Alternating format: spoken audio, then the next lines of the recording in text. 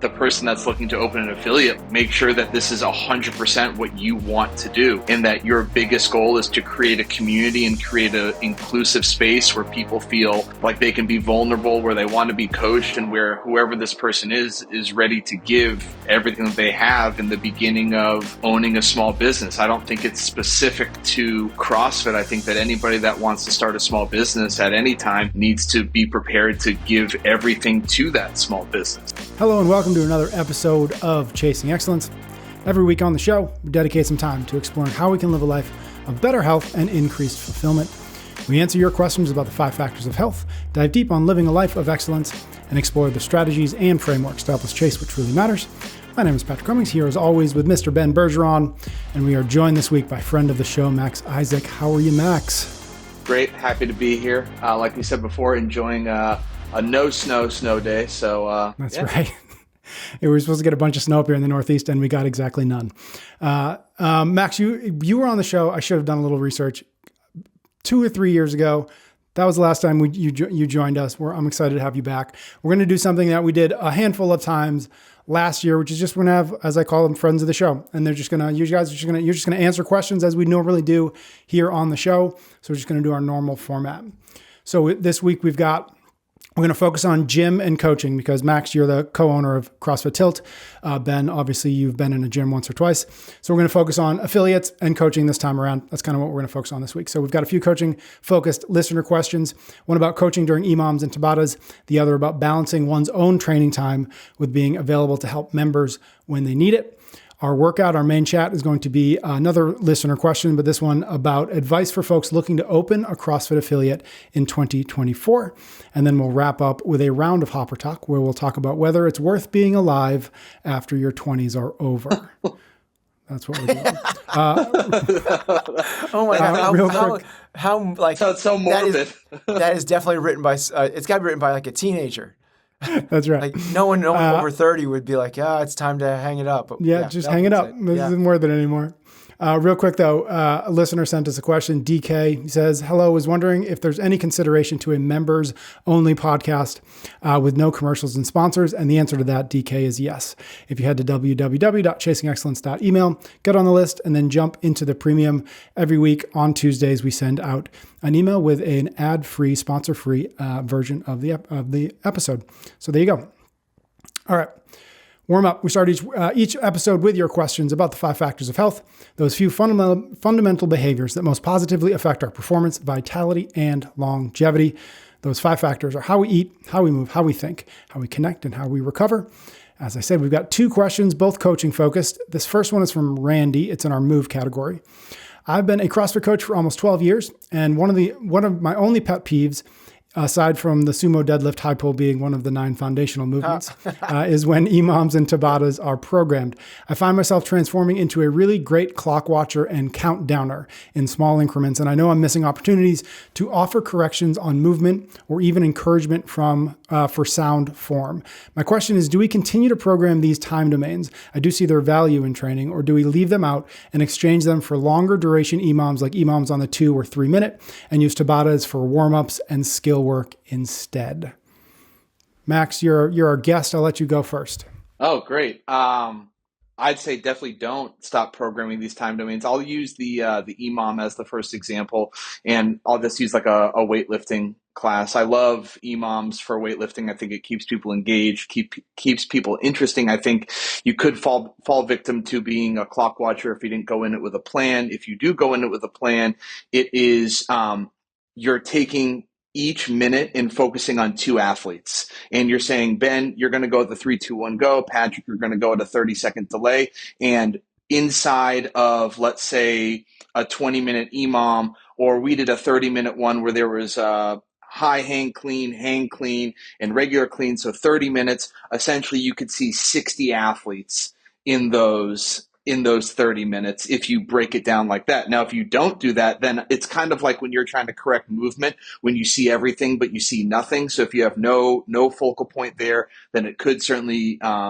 be like that. And then the Tabata thing, I always think about the workout Tabata that. I pick one movement that I'm really going to focus on during that workout, and that's where I'm really going to put my effort. Last piece is, this is why it's could be really important to have different timers programmed into whatever timer you use at your gym, because you could essentially take that part out of the equation. Max and I have been together for a long time, and we've coached together for a long time. And so we're going to have similar viewpoints on this.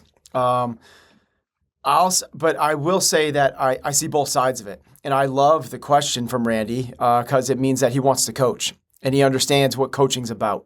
And I think that's really it's phenomenal, because I think most people just default to the clock watcher at best. Like most coaches, feel like they're there just kind of like roam the room and not necessarily, and maybe a little bit of cheerleading and support. And Randy's obviously interested in helping people move better. And he feels like he's pulled away from that when he has to look at the clock. There's a couple easy fixes to that, as Max alluded to. You can get, there's a lot of different options now for clock and music to time up to it. You can get Tabata timers that actually it'll match up to the song, and the song will go down and up in volume. So you can get yourself away from that. As Max said, there is it can provide opportunities as well, because you can get people kind of moving at certain times and really kind of dial in what you're looking at, actually be an advantage. But there's, I'm not a huge, I will say I'm not a huge fan of the Tabata protocol in class. I like it for variance sake and making it a little bit different. But I'm kind of with Randy on this, is I would rather have a longer space. And as Max said, when you have people moving for a minute, it really does give you a big opportunity to work with people, particularly in a weightlifting environment where you can have these 1, 2, 3, 4 athletes going on the 0 in the minute, and the next one's going on the 10 or the 15, and so on. It gives you a really good opportunity to work with people individually. But I wouldn't remove this altogether. As Max said, there's, the great workouts, like the Tabata this, Tabata that, which a bunch of body weight movements are really fun and cool workouts. Tabata on some sort of cardio machine is phenomenal. But what's kind of cool about that is I don't want to gloss over, but there's less technique on machines than there is, with, I wouldn't necessarily do Tabata, overhead squat. Or the body weight movements are Tabatas, and the Fight Gone Bad is such an incredible, awesome workout, and that's on the minute. So I don't think the on the minute format is wrong. Let's just start with that, or end with that. I don't think it's wrong, but I do think that there's greater opportunities for coaches with longer time domains.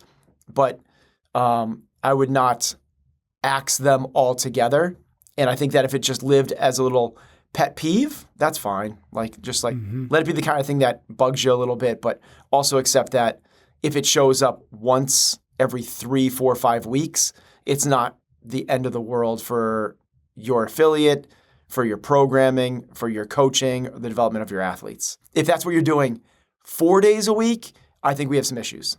Yeah, I think really, really great point there on oh, hold on. I just lost it for a second. I'm gonna bring it back here. Okay, 2 things. One, I want to give a shout out to a friend of mine and a listener, Jay, who runs Tabata songs. They make music that have Tabata timers in it, but they make popular songs into Tabata songs. So just a shout out to him because he listens to the show and he's good. You just jogged my memory for a second. It's preparation. That's what Ben just spoke about, the Tabata songs, is when you have these opportunities with these EMOMs, prep means so much more. Having the playlist queued up, you're essentially taking all these little things out of the way, so you're not fiddling for a phone, you're not looking for this, you have everything set. So then, and again, like you said, Ben, it's if it's once every couple of weeks, it's going to be totally awesome. The other thing I was just realizing, how much does Randy hate the workout Fight Gone Bad? Because not only is it it also has sumo high pulse. I know. Well, I was like, it's a great workout. And Randy's there stabbing himself in the eye with a pen. It's not. It's an EMOM and it has high pulse.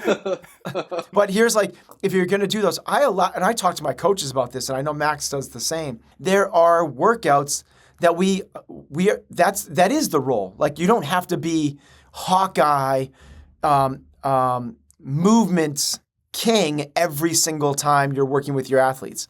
there can be a time and a place to just create the race, just like let's freaking go and make it like super exciting. Max does this as well as anybody. And there's other times that you should be the way the workout is structured, the way we can do this is be the clock watcher, because you can build so much excitement, so much hype with it. So not every single day. And I think if every single day is, weight in your heels, knees out, lumbar curve, get depth. You're not going to have any members. Exactly right. So every now and then you just kind of like, bust open the doors, flip over the poker tables, and let's rumble. And are there movements specifically on those days that are better than not? Because to your point, are there better movements where it's like there's just not a lot for me to coach here? So that's it's the obvious ones. Like we do a lot of biking, as people know.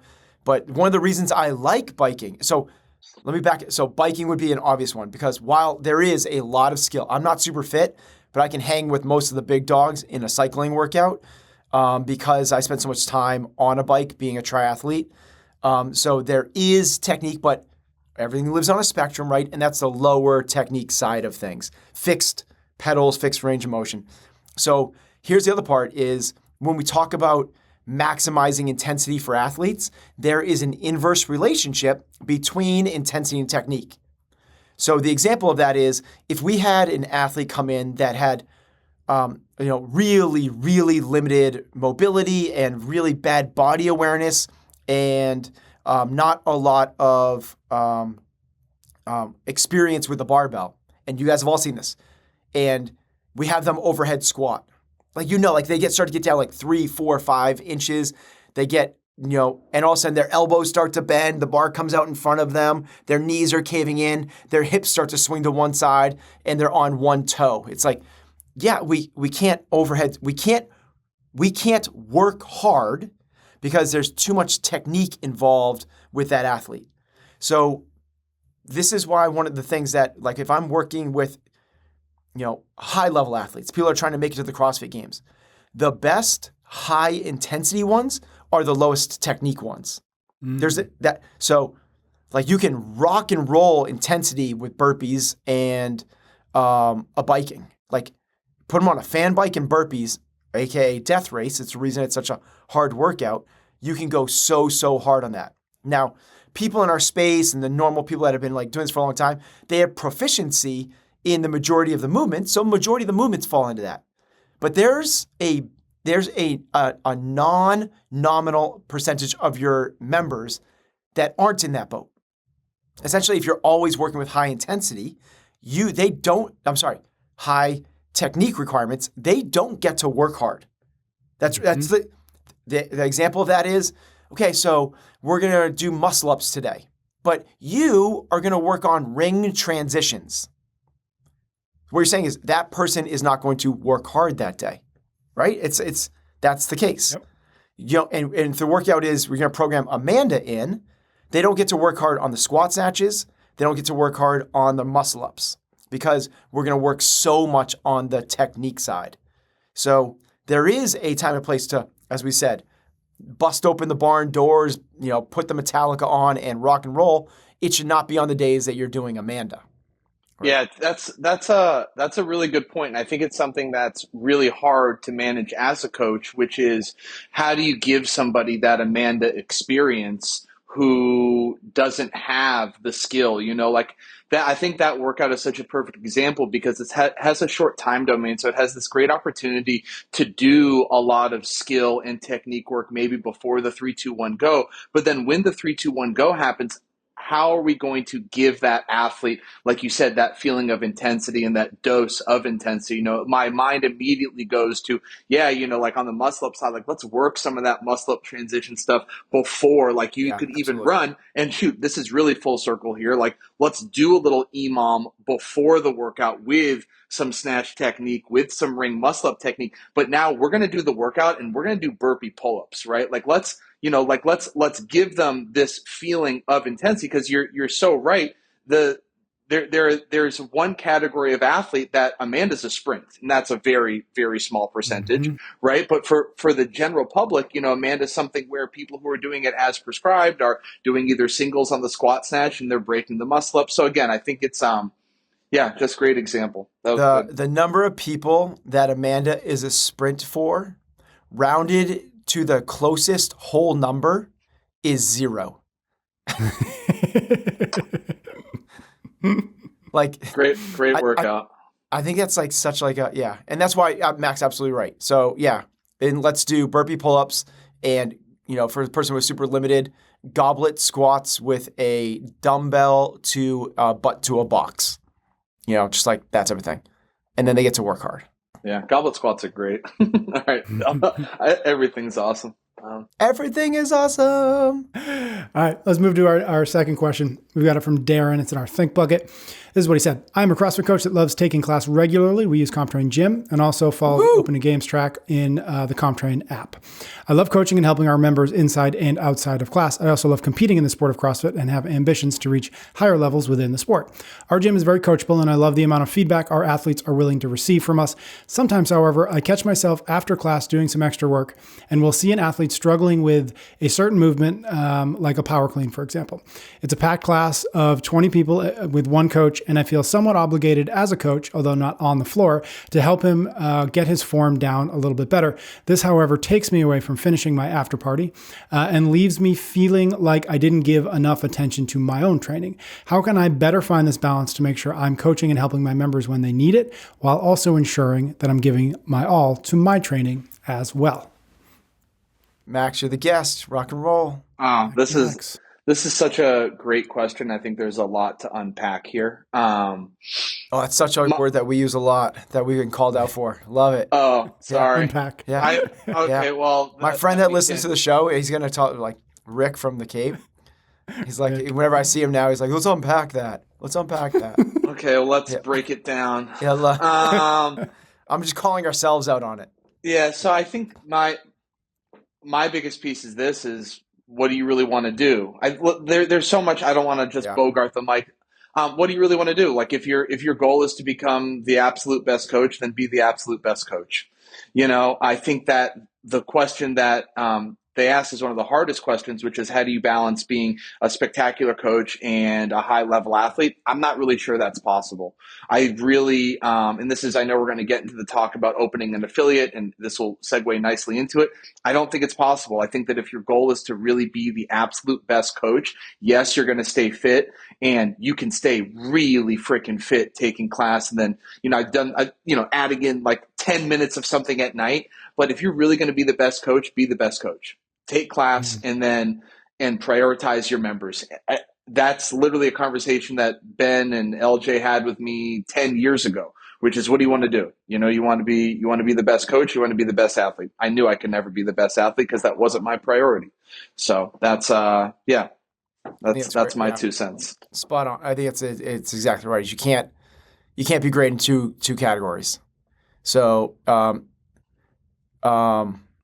here would be my take on that, is you can't be great in 2 categories. So I think you can do both, though. And what a cool opportunity for you to work with on how, we'll call it the minimal viable cue. Like, how little can you do, how little can you say to cause a change in that athlete? So like, if I see somebody I could use a little tweak, I do a lot of stuff before and after I coach and take classes. I do a lot of filming for CompTrain. I do the accessory work. I do the other stuff as well. But I'll see people doing stuff, and just really quickly, what is a GPS cue that you could give them that would make a meaningful change that they could probably use? And it doesn't have to be every time you work with an athlete, okay, let's put the barbell down, let's pick up a PVC, and let's start from ground one and work through all these different progressions. And it could be just like a really quick little thing. And that's the challenge that you want to be able to, that's when you work on that stuff. It's, you're not going to go and spend 5, 6, 11, 12 minutes with that athlete. You're going to do it in, a dozen seconds. Like, what can you do really quickly? And then let them go do the thing. Yeah, go for it. No, that's a really good point because part of this question was, this is in the middle of a class. The Right. athlete's taking a class, and the coach is on the sideline. You're also now talking about the flow of the class, right? And maybe possibly taking attention away from what the floor coach is doing. So, Ben, you're spot on with, okay, what can I do in 15 seconds? Like what quick actionable cue can I give?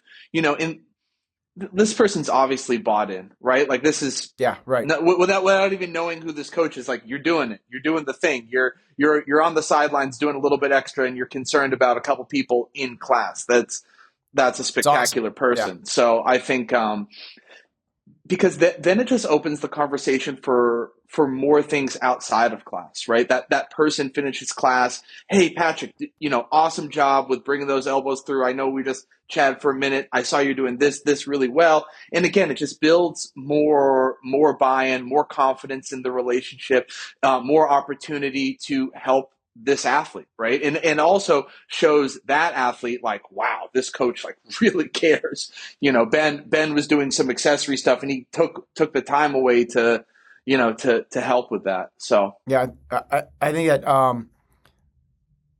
the person really cares, obviously, but he cares, but you don't need to. This would be the thing is like how quick and how minimal, but also it's such an opportunity to work on different coaching things that, like, can you do it without using any words? Can you just like make eye contact, as Max said, like, good job getting your elbows through. Exactly. And just like really quickly just be like, yo, and just flash your elbows up a couple times. And then, or like, point and go like knees out, like move your, like whatever maybe it is. you're like stealing signs for like for like baseball or something, But it's like it's an opportunity. That's what this is, and it's a chance for you to work on with different coaching than maybe you normally do. And can you do it? And you said one thing. You said one thing that might be worth clarifying. GPS cue. Can you just explain what that is? Because that feels important, especially in the context of like you've got 10 seconds, 15 seconds. How do you make that the most effective cue possible? I know it's something we've talked about in years past, but it's been a minute. A GPS cue is very short and clear and directive, just like your GPS does. Your GPS goes 500 feet, turn right. It doesn't say there's no fluff in the GPS cue. And that's what you want to do as well. It goes name, body part, direction. So Patrick, knees out. Max, elbows up. Sarah, eyes forward. Bill, heels down. Like it's like the fastest, most directive way that you can cue an athlete. So, you start there, you see someone doing that, and you go like, just as you're, you see them across the room and you're just like, Sarah, elbows up. And it's like, we can start there. Love that. All right, we're going to wrap it up there. Thank you, everybody out there, for your questions. The best way to get them in to a future episode is head to www.chasingexcellence.email. Every Friday, we send out an email with the new episode, as well as a form that you can submit your own questions, and we thank you in advance. We're going to be back in a moment with a conversation about opening a CrossFit affiliate in 2024. But first, a quick word of thanks from a few sponsors. We're brought to you this week by Hatch. We talk about the importance of your sleep environment all of the time, and the Hatch Restore is one thing you should consider adding to your bedroom. Go to hatch.co/excellence to learn more about this game-changing device that will improve your sleep routine and set yourself up for sleep success. I've been using the Hatch Restore for a few weeks now, and I'm not going back. It helps you create a bedtime routine with customizable light and audio cues like meditations and ambient sleep sounds. And the best part, my favorite part, is that it will wake you gently with a sunrise alarm in the morning. Right now, Hatch is offering you fine folks $20 off your purchase of the Hatch Restore and free shipping at hatch.co/excellence. So give Hatch a try. They offer a 60-day money-back guarantee, so it's risk-free. Hatch.co/excellence to get that $20 off and free shipping. Heather's very like, she likes things to look nice. I don't know how else to say that. Yeah, this is very Heather. I hadn't thought of that, but yeah. And then the other part is that natural, slow light that wakes you up. It's a nice, natural way. It feels like you're waking up naturally. We are also brought to you this week by Shopify. Are you selling something? Do you use the internet to do so? If you answered yes to both of those questions, well, you probably need Shopify. Go to shopify.com/excellence to learn more about the global commerce platform that exists to help you at every stage of your business, and get yourself a $1 per month trial when you sign up. You may not have heard of Shopify before, but you definitely have used it. Some of the biggest brands in the world use Shopify to reach customers and grow their businesses. Allbirds, Rothy's, and Noble all use Shopify, amongst many, many others. And you possibly, whether you're selling coaching services, your homemade protein bars, or graphic tees, Shopify's tools, apps, and service makes it easy to get started and easy to grow. Sign up for a $1 per month trial period at shopify.com/excellence, shopify.com/excellence to level up your business today. Our workout this week is a question from Courtney. This is kind of a follow along to an episode, Ben, you and I did, a month, maybe 6 weeks ago. Now, she said, I loved your talk on the state of the CrossFit affiliate. I'd love to hear your thoughts on the state of affairs for prospective new gym owners. I've wanted to open my own gym for years, and I've been thinking more seriously about it in the past few months. Many resources out there are from affiliate owners who started their gyms 10 plus years ago. Things are quite different now. There are lots of CrossFit gyms and CrossFit-like gyms. I don't think that means there isn't room for new gyms, but I'm curious maybe how you or Ben would approach, and you, Max, of course, would approach opening a new gym in 2024, and what you'd recommend to somebody thinking about it. For reference, I'm in North America, so not capitalizing on the European CrossFit boom times that you mentioned. This is kind of why I wanted to have you on the show, Max. I know one of the things that you guys are doing at Tilt, have done at Tilt, is look for gyms, expand what you're doing with Tilt. And so I thought between you and Ben, have a great perspective on not only the current state of the affiliates, but also perhaps what it could look like, what it should look like as we go forward for folks who do currently own gyms, but of course, like Courtney, folks who are thinking about, is this still a realistic option for me, for us? Is there still all of the upside that perhaps we, the three of us, saw when we first got into CrossFit? So with that as context and the question, Max, I'd love to get your thoughts to start, and then we'll go from there. Yeah, I think there's never a better time than now to open an affiliate. I think that specifically coming out of the pandemic, in-person fitness it's just at an all-time high. I think that, people found out, yeah, we can work out in our garage, we can work out in front of a screen, and it's totally fine when that's the only option that we have. But now that people are back in the gym, it's something that we've always known to be true. It's the absolute best. You cannot recreate the feeling of working out next to somebody, being coached by somebody, the vibe, the energy that you get from a really wonderfully coached CrossFit class or group fitness class. I think with that said, the person that's looking to open an affiliate, make sure that this is 100% what you want to do, and that your biggest goal is to create a community and create an inclusive space where people feel like they can be vulnerable, where they want to be coached, and where whoever this person is ready to give everything that they have in the beginning of owning a small business. I don't think it's specific to CrossFit. I think that anybody that wants to start a small business at any time needs to be prepared to give everything to that small business. I think another important thing, and this is something that Ben and LJ helped me figure out at a really early age in my, I guess, entrepreneurial career, starting a gym, is know what you're good at and know what you're not good at, and what you need help with, and lean into the things that you are really good at, and recognize that you probably can't do everything really well, and hopefully build a support system around you that you can either have in-person help, or right now, this is the other thing, there's so many options of, virtual assistants and all these other tools that you could use to help in areas where you don't feel proficient. So short answer is, hell yeah, if you want to open a gym and this is what you want to do, you should do it. Yeah. I love what you said there, Max. The first one is, so first, I think that she's asking two questions. The first one is, should I open a gym? And the next one is if I do open a gym, should it be a CrossFit gym? That's the way I interpreted that. So in terms of the opening the gym, with what Max was just saying there, love it so much in terms of the timing and the people and coming out of the pandemic and how awesome it is to work out together in groups. But what I really loved is twofold. The first one is, if you're ask yourself if this is what you're going to do 100% all in. it is, it's so much like the Gary V's and the Hermosies and all these guys. It's like, it's talking about like work harder, work harder, work harder. I'm not going to say it's all that, but it's not that. You have to work really hard. Like you have to you have to be ready. Like I wouldn't go and open a gym. Maybe saying this the other way. I wouldn't go and open a gym right now if you're going to go and open it as a hobby. Meaning you're a firefighter and you're going to like run your gym on the 1 or 2 days that you have off a week. Or you're a pharmaceutical sales rep and you spend a lot of time not doing the thing.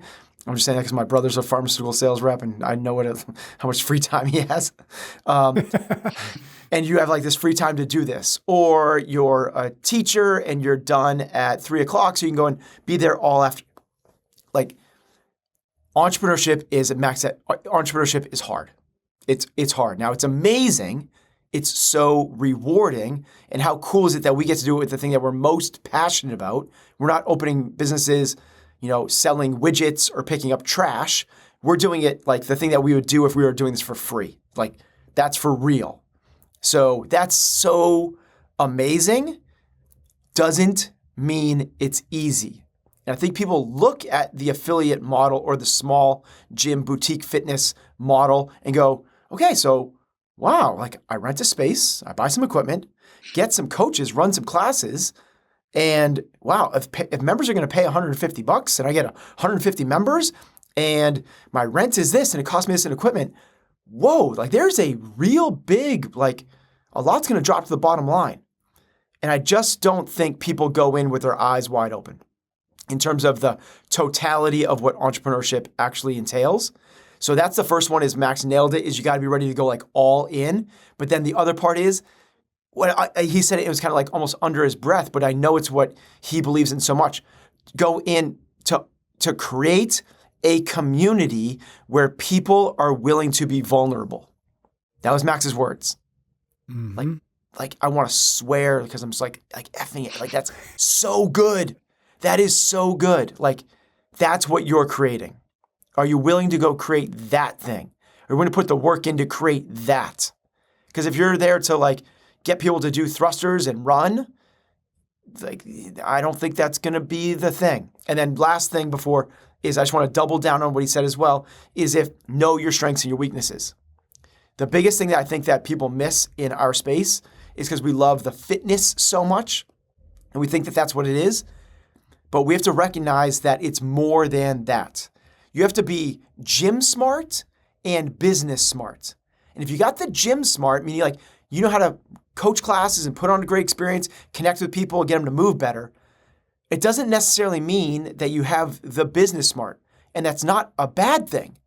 But work with other people that do. And that doesn't mean you got to get a business partner. As Max just said, there is so many people that you can outsource this stuff to. So do a fractional CFO. Like get somebody to take care of the finances. Like if you don't have somebody to take care of the finances, get somebody else on a part-time basis to run the reports and the books and manage membership. If that's not your jam, because without those two things dialed in, you will not be successful. You'll push the failure place back farther if you run great classes and a great experience, but you will not be successful in the long run unless you have those two, and those are just two, nailed. A lot of the gyms that Max and I have opened have been roll-ups, meaning that we've taken struggling gyms. A big reason that they're struggling is one of two things. Either it's the experience side, meaning that you got to be gym smart, so either they don't have the gym smart or business smart, meaning they don't really know how many members they have. They don't know how much their actual expenses are. They don't know where the money's going. They don't know who hasn't showed up. They don't know how much they're supposed to be spending on payroll and how much goes to payroll taxes. And they're not setting themselves up for a time of scarcity. That you have to be able to do both those things. Yeah, the other thing that you're talking about there is like burnout, right? But burnout can be avoided, like you said, by acknowledging the strengths and weaknesses early on in building things to help prevent, being quote unquote burnt out, right? So for me, it was really built in, having people like you, but also having LJ, who's our business partner, who his background is this financial side, helped prevent that part of it. One thing, and then I'll pass it back to you, because I know you asked the question, like, should I open a CrossFit gym? And yes, I love CrossFit forever, as it has changed my life, given me the life that I have, has done everything for me. I will never stop beating that drum. But the thing that you talked about is like, yeah, if you think you're coaching thrusters and pull-ups, like you're not actually coaching thrusters and pull-ups.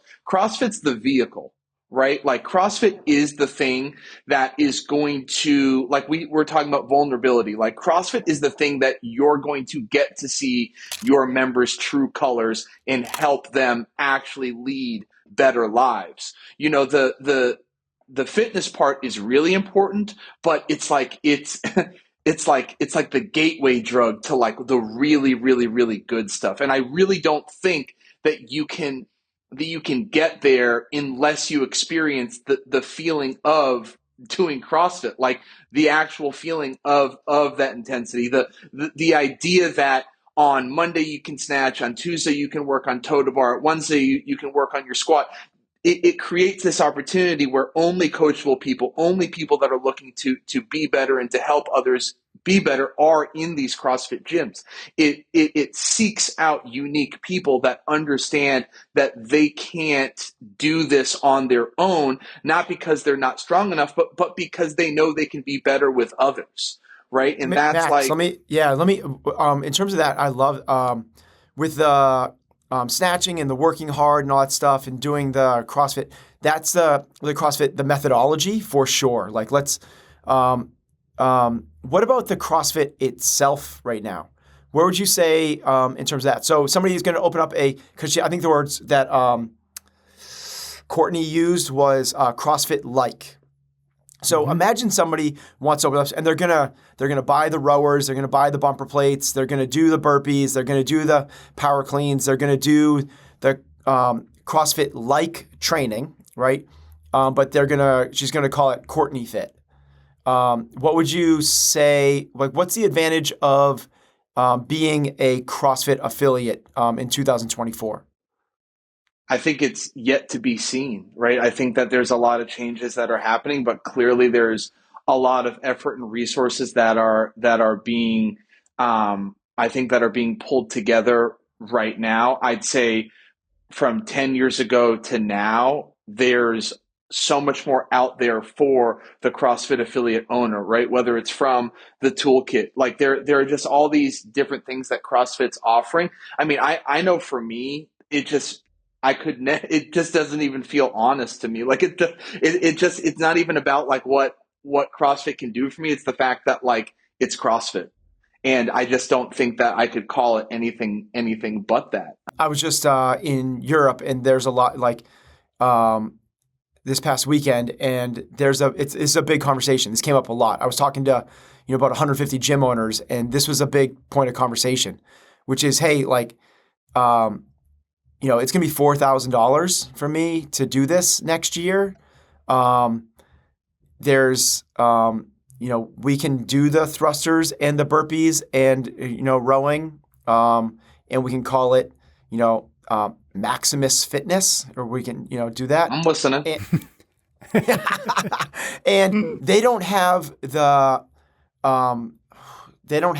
relationship with CrossFit. They don't have the legacy that you have and I have, that we grew up with this thing and we have this loyalty to this thing.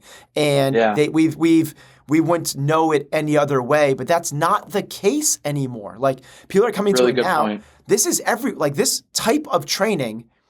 Yes, CrossFit created it. CrossFit revolutionized it. But this is what happens with revolutions: is what was once new and revolutionary is now the norm. So this is how people train. So this is how people train. So there's all these boutique fitness gyms that I went to one. And it's like what CrossFit did was they changed the face of fitness for sure. For sure. I mean, like I was a personal trainer and a strength and conditioning coach, and you couldn't find a place that had bumper plates. They didn't exist. No one knew what a kettlebell was. It didn't exist.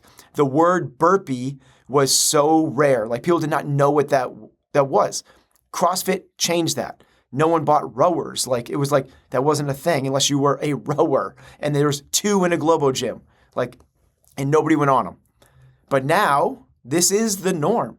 So I think it is a really great question that Courtney's asking. Is like, what's the benefit of being a CrossFit gym at this point? Because, Courtney maybe found this thing a year ago and she did it and she's like, hey, I think that, I think about opening a gym. Cool. If I figure out yes or no, if I say yes, the next question is, should it be a CrossFit gym? And I think that I asked you that because I gave we did a whole podcast on it. This was where basically I gave my point on it of what I thought. And I was really curious to hear yours. And I think it's similar, which is like, if you don't have this legacy tie, it's in your blood type thing, it's a little bit yet to be seen, like, yeah, I don't know the answer, honestly. Yeah, you were setting me up. I like it. I should have. You know what's really interesting as you're saying it is like I can't even describe why I would never open anything but a CrossFit gym, because that's, like you said, I just feel it so deeply in my body. But the other thing to think about is 10 years ago I didn't use any resources. Like I like from CrossFit, right? Like it was I used you. You were my resource, like I coached under you for, however long. I went to, like I told you before, every business of excellence. So you were my resource, and so I think for newer people, it is probably a little bit different, but in that same vein, all of those resources now exist through CrossFit. Right? Like there are these resources that are offered from CrossFit because not everybody has a mentor, right? Not everybody has a Ben Bergeron that you can coach under and watch coach every single day and study the way that they coach. I mean, shoot, even not to make it too much of a it's not Thursday, but like a throwback Thursday is the coaches that I had back when we were at CrossFit. I looked up to every single one of them. These are all CrossFit OGs that I just studied. And so I think that right now, if you're looking to open a new affiliate or a new CrossFit gym, like, sure, you could open up any other gym that's out there and call it whatever you want. But like, there's a lot of learning that has to be done. And I think that CrossFit at its core has always been an educational company, right? And so there are all of these resources that you need as a coach. And I was lucky enough to get it with no paywall. That makes me think of maybe a big question, which is that, when you guys opened your gym, the barriers to entry, the barriers to start was quite literally give us a weekend and however much it was back in 2007, and you're allowed to open a gym and you're on your own. One of the things that, Ben, you said when we first had this conversation, again, a month or two ago, and you sort of just slid it in there, we didn't really unpack it at all. There it is again, unpack, was like, hey, maybe the idea isn't take your L1, open your gym, you're a gym owner now, but maybe it's, take your L1, go apprentice, go work with a gym, get your L2. Maybe you can't open a gym until you're an L3 or an L4. Is that maybe the gap that needs to be bridged between where the way it used to be and the way Courtney, or what Courtney needs for this to make sense to her and everybody else out there like her? Do we need to build a better roadmap by saying you don't get to just open the gym right away once you pass level 1, but you have to do this, you've got to do this, and you've got to do that, and only then will we grant you the ability to put the name up on the wall? I bet you that is coming down the line. I mean, it's already. Well, they did level up to the level 2, so you have to have your level 2 now. Yeah. So and also I'm sure Ben would say the same thing. Like the fitness landscape has changed so much from the, initial idea that Glassman had, which was, you get your level 1, you open your affiliate and cream rises to the top. Right. I mean, that's, the best gyms will thrive, and the other ones will have a hard time to survive, right? I think it's changed a lot. I Two things on that. I hope that what this does is the cream does rise to the top. I also hope that what it does is whatever is the opposite of cream, I don't know, the sediment, whatever it is, that falls to the bottom. Yep. I think that will happen. I think that's a good thing for the space. So I think that this, I think it'll be a little bit of a shrinkage in the terms of the number of affiliates out there, which I think will be a good thing. Because if it does, I hope that what we're saying is, that the cream will rise to the top, and now like the barrier to entry is a little bit higher, and maybe people will now like think about going in apprenticing at a place where they can find a mentor and learn how to do this in a professional manner, and they can, instead of let's go start a gym, and just see how this thing goes. It'll be a thing, and as the tide rises, it lifts all ships. And if the tide being the brand sentiment of what it means to be an affiliate, if that lifts up, that's what I hope happens in this process, is that everyone becomes better business owners. They become better coaches. What it means to be a CrossFit affiliate becomes elevated. That's what I hope happens through this process.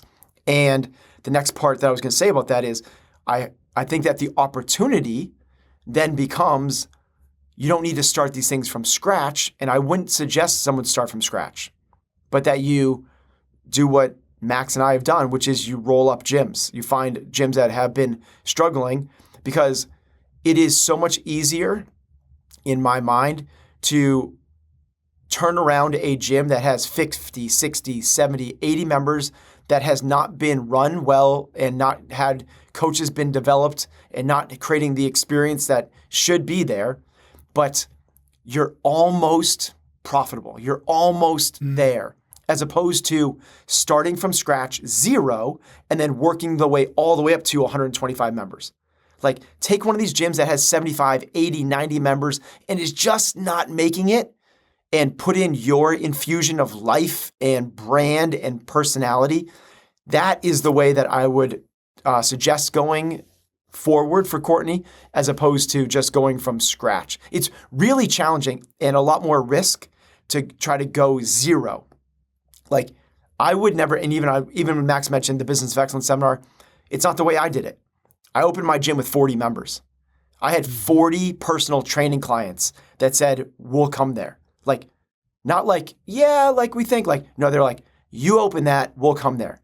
And I tested it. We went there and did like park workouts, and like did workouts in the parking lot, and like, who's going to show up? It's like, it's too big of a risk to like, $2,000, $4,000, $8,000 a month in rent. But that's not that. You have to do first, last, and security. So you triple that. Then month 2 is coming really quickly. So quadruple that. What is your monthly rent? You have to have quadruple that on day 1. You also have to get rubber. You have to, get for the floors. You have to get equipment. So you're also opening up with $10, $15, $20, $30, $40,000 of initial investment. That's at the lowest end. So at the lowest end, you're doing somewhere between 20 and 70K at the lowest end. It's so interesting though, for opening a boutique gym, it's on the low end, right? Which is so great, right? Like to open a global CrossFit gym, affiliate, you're adding 2 zeros.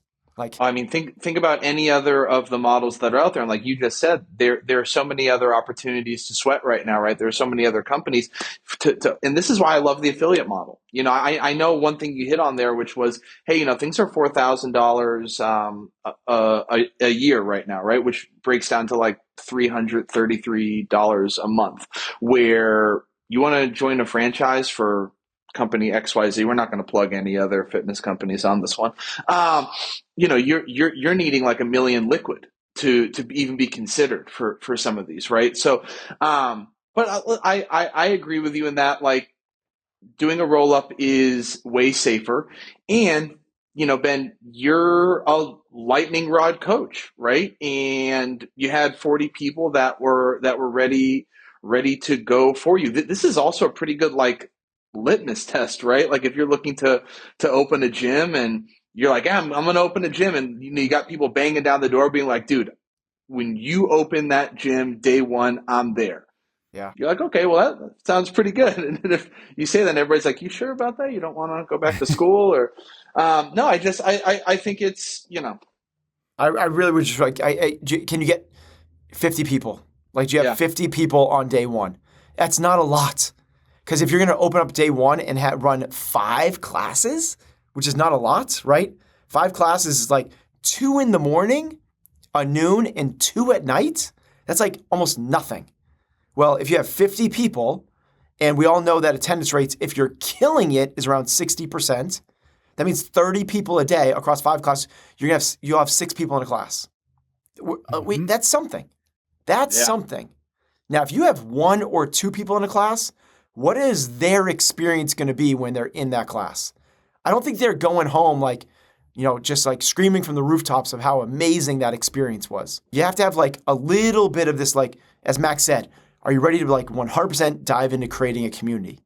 And that's why I would like, for someone like Courtney, be a personal trainer first. Be a personal trainer and build up your, whatever it is, client list, small group classes, become a Group X instructor somewhere, like do it some way. Here's the way I would not suggest doing it. Don't become a CrossFit coach somewhere else and take their members. That is not the way to do this with integrity. That is not the thing I'm saying. I'm saying is like go and build your own business, one client at a time somewhere, and then do it.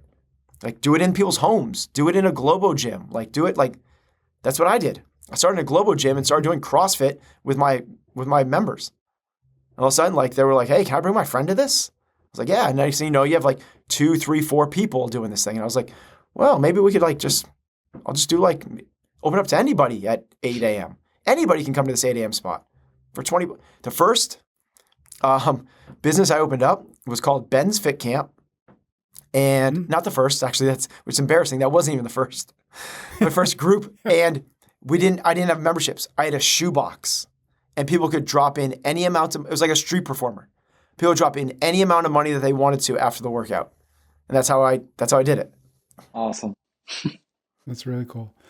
Just to wrap up, just maybe and to summarize a little bit, I think you guys came to 2 really interesting avenues for Courtney and everybody else like her. One is the sort of Ben Fit Camp model of build 30, 40, 50 people who, when you say, "Hey, I'm thinking of opening an affiliate or a gym, will you come with me?" The answer is yes. Okay, cool. Then you start a gym, not at 0, but at 50.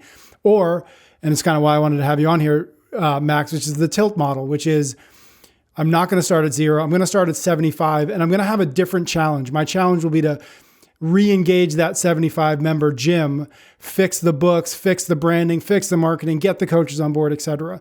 But what's not an option, at least based on what we're talking about here, is I'm going to put down all this money. I'm going to order all this equipment. I'm going to put some things on Facebook, and then I'm going to hope that I get enough people in here before I run out of money. But that one is kind of the way it used to be. Yeah. At least in a little bit. And so that to me is the really interesting takeaway here is it's certainly not don't open a CrossFit affiliate, but don't open a CrossFit affiliate and put all your eggs in the single basket of, well, if I just put CrossFit on the wall and I tell a couple people about it, I will be flooded with new members. Yeah, having said that though, I talked to one of the affiliate owners when I was in Ireland this past week, and he took over a gym, just like we were talking about, and it was like a fake CrossFit gym. So they pretended to be CrossFit, but they weren't. So he went through the affiliation process, and in that process, he had to remove CrossFit from everything off his website, so he could say, "Hey, I'm not a CrossFit gym. I'd like to be one." Right? Ironic, like that's it. And when he scraped it, his SEO went to crap. So while you're saying because you put CrossFit on the walls doesn't mean they're going to come and find you, but they do. It does help. It does help. Which is why it matters. Which is why it still is valuable. This is really hard too if you're Courtney and you're going to open up Courtney Fit and you don't have a following. how are you getting client number one in the door? Like, Right. I don't talk about like how many people in your area do fitness. This is the biggest mistake in terms of the target market is $1.6 million, million people. It's like, no, how are you going to get clients 1 through 10? Like specifically, like that's the approach. Like it's very different when you think of it that way. Love it. We're going to have to wrap it up there. Thank you, Courtney, for that great question. I hope we can continue having these conversations around affiliation, because I do think it's important, and it's something that we haven't done too much of in the last couple of years, and I think it's valuable. So, all right, we're going to be back with a quick cool down momentarily, but first, a quick word of thanks from another sponsor. We're brought to you this week by OneSkin. Do you like your face? Do you want to like it even more? Well, you will if you visit oneskin.co and use the code EXCELLENCE for 15% off any of OneSkin's skincare products. OneSkin is powered by a scientifically proven peptide called OS1 that targets lines and wrinkles right at the source, your cells. This isn't just another skincare routine. It's a real science breakthrough. OS1 is the first of its kind to turn back the clock instead of just masking the signs of aging. With their full line of face, eye, body, sun, and travel-sized products, OneSkin doesn't only promise healthier skin, they prove it. For a limited time, our listeners will get an exclusive 15% off OneSkin products using the code EXCELLENCE when you check out at oneskin.co. That's 15% off oneskin.co with the code EXCELLENCE. Give your skin the scientifically proven love it deserves with OneSkin. I've been using OneSkin. Can you tell? I think does it look like I have like a glow light on me? My skin is just glowing. I don't. This is just normal. It does look really nice. We're cooling down here. We got a hopper talk, which is just when I go to the internet and I find a question that I think is fun and might spark a fun conversation. We've got, this is from Ask Reddit. This is the question to the 30-year-olds. What age of life has been the best years of your life so far? Here's my favorite part. Does it get better after your 20s? Which I read as, is it worth being alive after your 20s? Max, I don't know how old you are, but I think I'm going to guess you're in your 30s, yeah? Yeah, I'm 37. Attaboy. Go first. Yeah, Does life get better after 20s? This is an easy question. I love the life that I'm living right now. This is something that Ben talked to me a while back when I was an athlete for him, which is like, you know, if you live your life in the past, you're always kind of like yearning for what once was. And if you're always living your life in the future, you're kind of anxious. And so enjoying where you're at. Like I appreciate every part of my life that I've lived up to this point, and I look back on it fondly, but I love the life that I'm living right now. You know, like we're talking about affiliation, and I look back when we started the gym, and I know Ben's talking about it, like it was crazy. It was this grind. I loved it, but like, I'm so happy with what I did then for what I'm able to do right now. So I think I'm living the best life that I possibly could because of whatever's happened. So I think it's more of a perspective question. So. Yeah. Ben, what are your thoughts? My son asked me this, a very similar question, which I think is really kind of neat and along the same lines. If you could be one age for the rest of your life, what age would you be? I think that's kind of like a similar type of thing. But here's like my quick answer. The 40s are the best. Like 30s were better than my 20s, and 40s are better than my 30s. And I'm 47 right now. So every year I'm just 10 years older than Max. It never changes. It's weird. It's like we might have like the same birthday or something. It's crazy, right? Do you guys actually have the same birthday? 10 years apart. Exact same That's day. Crazy. I think 40s, I think early 40s were kind of awesome. There's that, we've quoted it here before, but I think it's a Winston Churchill thing. Is like in your 20s, you're so concerned what other people think of you. In your 40s, you stop caring. In your 60s, you realize no one was thinking about you anyway. So it's like, I think that in your 40s, your career gets a little bit, you know what you're, it's this podcast, right? But you know what you're chasing. Mm-hmm. You're not kind of like all around, and you get to start to think about like climbing your second mountain, if you will. Yeah. So the weirdness of what's my life going to be in your 20s, at least for me, and then your 30s, like doing it and figuring it all out, and then not to say in your 40s you have it all figured out at all, but it becomes something beyond it's which I very much feel. I certainly in my 30s and early 40s was very much about like, we've talked on this podcast, like achieve. And I feel like it's very much now about, not that it wasn't before, but it really is about, impact and helping other people and family. The family thing is just big, and maybe I'm just, later to the game. Let me ask you that, Patrick. If you could be any age, Patrick, for the rest of your life, and it means like your physical, but also your wisdom at that age. So you can't be 22, but have the wisdom that you have at 37. Right. So what age would that be? So, I mean, I assume that, so I think the answer is clearly would have to be anytime post kids. Because once you go there, there's no dreaming of like, oh gosh, I wish I was 27 again and I didn't have these kids anymore. That's you though. I think a lot of people would think that, like, oh, kids are such a burden, and like, oh, and not, we've had so many conversations. It's obviously I'm with you on that, but yeah, I don't know. I hope that not many people feel that way. That's a very sad existence to me for them and especially for their kids. So I guess to answer I mean, it's funny because I feel like we've talked around this a little bit before, Ben, but like the answer is today. That's what, and in a year from now, it'll probably be today still. Yep. So that is likely my answer is, where we are now, where I am now is where, if I had to choose one, it would be here.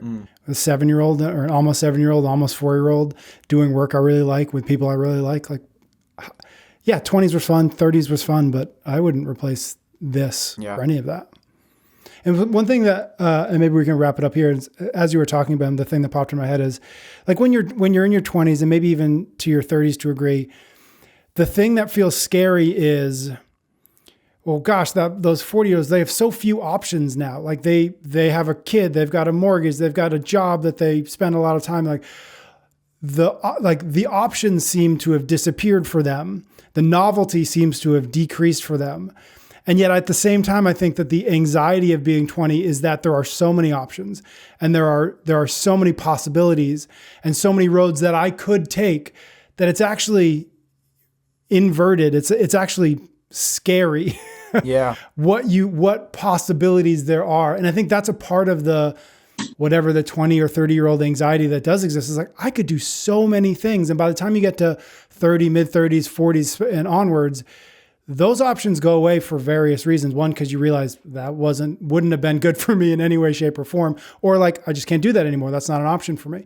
And so having the fewer options creates less worry, less anxiety, less questions, less possibility of regret, all of these things. And you can just sort of settle into the decisions that you've got and the one or two roads you've got ahead of you, not the 15 possibilities. Yeah. I think of it in terms of, we've talked about it before, but, one of my greatest values is freedom. And I think that just it's, as you said, there's an inverse relationship of freedom. So in your 20s, you could like go and do anything you want career-wise. Yeah, exactly. Because you're responsible for yourself. And now I'm responsible for a family. But there's other freedoms that come along with, being more experienced and more mature and having had a career for a couple decades.